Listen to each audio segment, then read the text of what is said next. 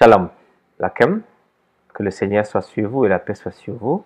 Aujourd'hui, dans cette vidéo avec le pasteur Anani, dans cette rubrique au cœur de la vérité, en 5 minutes, nous allons discuter du terme anxiété. Deux termes dans la Bible peuvent traduire anxiété. Ici, le premier des termes est un terme méditatif qu'on appelle shiak, qui peut se transformer en une plainte ou une complainte interne dans un trouble de la vie. Alors, on peut le traduire par anxiété dans 1 Samuel chapitre 1, verset 16, qui dit « Ne prends pas ta servante pour une femme pervertie, car c'est de l'excès de ma douleur, de mon chagrin que m'a fait parler jusqu'à présent. » Quoique toutes les versions françaises ici traduisent le mot chiac par chagrin. Et donc, voilà.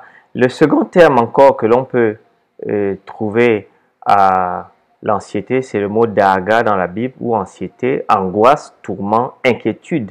Les Proverbes 12, verset 25 disent « L'inquiétude dans le cœur de l'homme l'abat, mais une bonne parole le réjouit. » La Bible française courant va dire « un cœur soucieux ». La Bible top va dire « le souci dans le cœur ». Ainsi, le terme décrit l'inquiétude, n'est-ce pas, qui fait agir dans la hâte et la peur, dans Josué chapitre 22, verset 24. Et les mauvaises nouvelles font trembler à cause de l'anxiété, Jérémie 49, verset 23. Ou encore la privation qu'amène l'Éternel devant son peuple désobéissant, Ézéchiel 4, verset 16, verset 12, verset 18, verset 19. Le Nouveau Testament, quant à lui, utilise un autre terme qu'on appelle merimna. Merimna, ici, c'est un terme différent pour dire l'anxiété.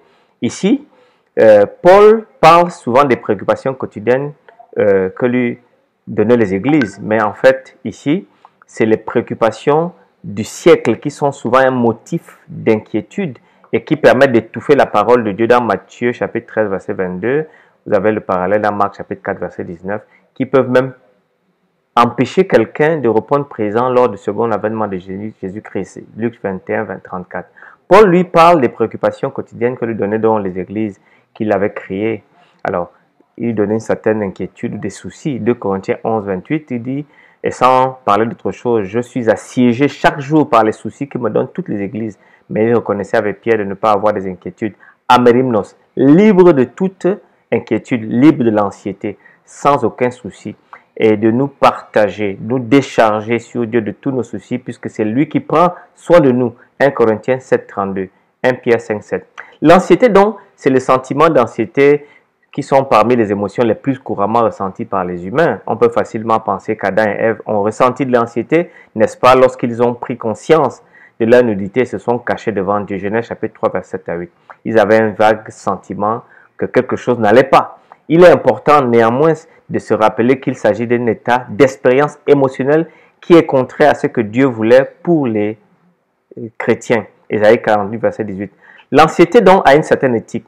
C'est un sentiment de désespoir provoqué, n'est-ce pas, par la nécessité de prendre des décisions éthiques ou morales. L'anxiété éthique est un attribut nécessaire à la formation du caractère moral.